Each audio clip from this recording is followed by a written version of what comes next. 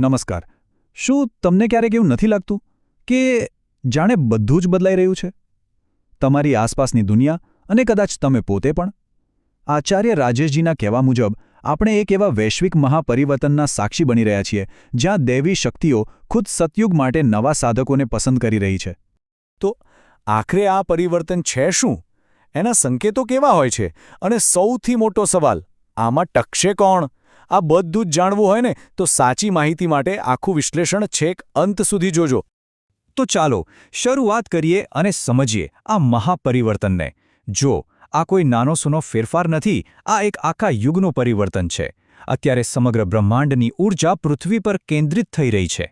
એટલે કે આવનારા જે 4 વર્ષ છે ને એ બહુ જ નિર્ણાયક છે. આચાર્યજીનું કહેવું છે કે 2024થી 28 સુધીમાં આ ફેરફારો એકદમ ફાસ્ટ થઈ જશે અને ખાસ કરીને 2026માં ત્યારે બ્રહ્માંડની બધી એનર્જી એના પીક પર હશે. સમજી લો કે આ સમય આપણા સૌના ભવિષ્ય માટે કેટલો બધો મહત્વપૂર્ણ છે. હવે આવે છે સૌથી રસપ્રદ વાત.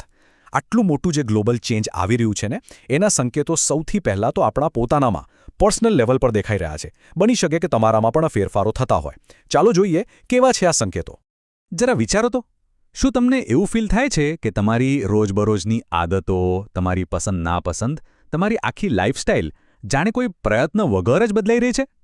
જો જવાબ હા છે તો તમે એકલા નથી હો. આ એ જ કોસ્મિક એનર્જીની અસર હોઈ શકે છે. સૌથી પહેલો અને મોટો સંકેત જોવા મળે છે આપણી ખાણીપીણીમાં. શું તમારી ભૂખ ઓછી થઈ ગઈ છે? શું હવે બહારનું કે તીખું તળેલું ખાવાની ઈચ્છા નથી થતી? જો તમે ઓટોમેટિકલી સાત્વિક એટલે કે સિમ્પલ અને નેચરલ ખોરાક તરફ વળી રહ્યા છો તો માની લેજો કે આ બહુ જ સારો સંકેત છે.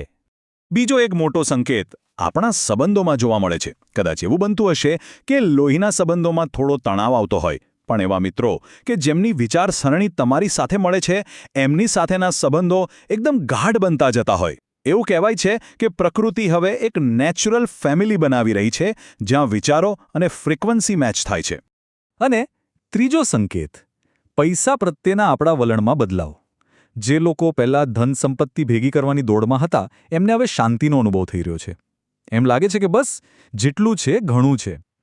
પૈસા કમાવાનો જે એક જુસ્સો હતો ને એ હવે ધીમે ધીમે ઓછો થઈ રહ્યો છે. ટૂંકમાં કહીએ તો જે લોકો ઓછા ભોજનમાં, પ્રકૃતિની નજીક રહેવામાં, શાંત રહેવામાં અને યોગ ધ્યાનમાં આનંદ માણી રહ્યા છે અને જેમનો ઝઘડાઓથી મોહભંગ થઈ ગયો છે, તો બહુ મોટી શક્યતા છે કે દૈવી શક્તિઓ એમને આવનારા સતયુગ માટે તૈયાર કરી રહી છે. સારું, આ તો થઈ વ્યક્તિગત ફેરફારોની વાત. પણ હવે આપણે જરા નજર ફેરવીએ અને જોઈએ કે આખી દુનિયાના સ્તરે, ગ્લોબલ લેવલ પર આ મહાપરિવર્તનના કેવા સંકેતો દેખાઈ રહ્યા છે. અને આ એવા ફેરફારો છે જેને હવે કોઈ અવગણી શકે એમ નથી.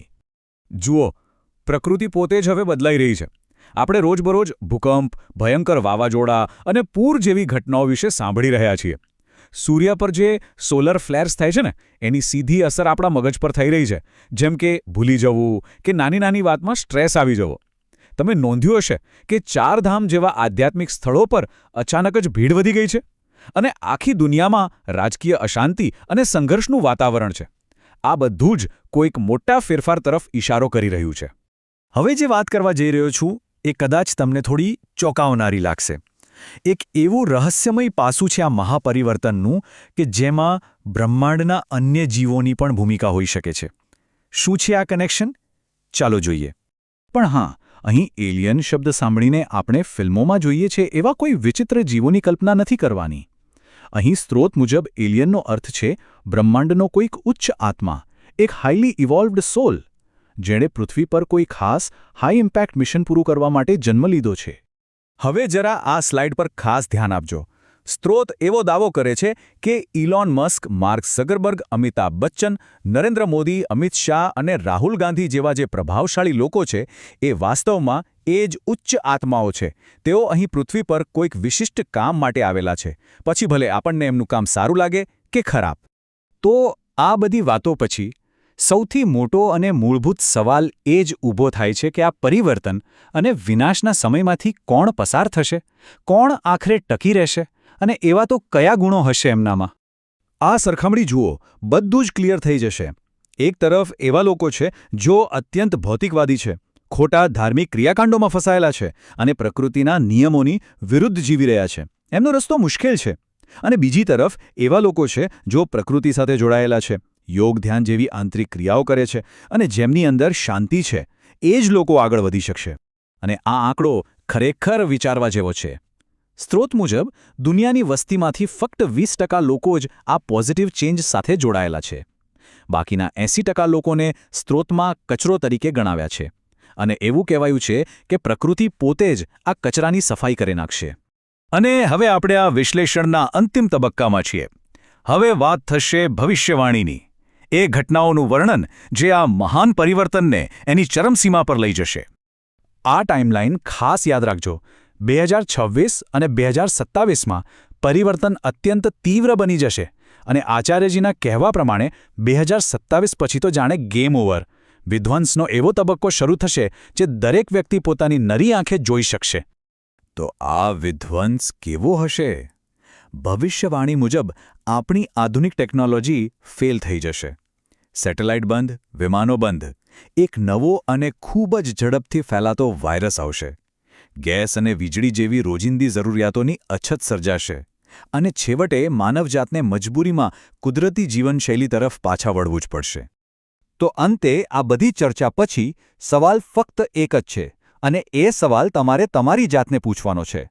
આ મહાપરિવર્તનમાં તમે ક્યાં છો? પ્રકૃતિની સાથે છો કે પછી એની વિરુદ્ધ? કારણ કે તમારો જવાબ જ તમારું ભવિષ્ય નક્કી કરશે. જો આ જાણકારીએ તમને વિચારવા પર મજબૂર કર્યા હોય તો આ વિડીયોને લાઇક જરૂર કરજો અને કોમેન્ટમાં જય માતાજી લખવાનું ભૂલતા નહીં. આ મહત્વપૂર્ણ માહિતી તમારા પરિવાર અને મિત્રો સુધી પણ પહોંચાડજો. એમને શેર કરજો. અને હા, આવી જ સાચી અને ઊંડાણપૂર્વકની માહિતી માટે અમારી ચેનલને સબસ્ક્રાઇબ કરી લેજો. નમસ્કાર.